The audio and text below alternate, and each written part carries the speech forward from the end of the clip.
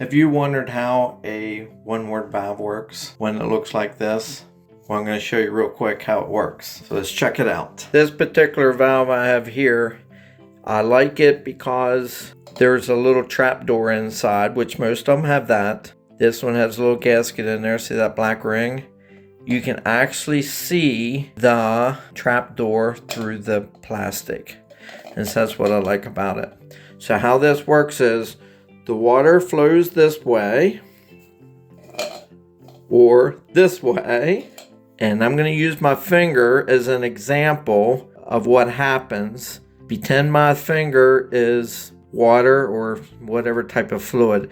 It goes in and that trap door opens up and it goes right on through. And if you go the other way,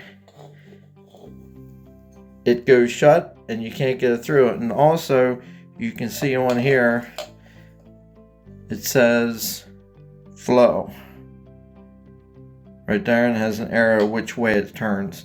So when we install it, it's going to be up like this.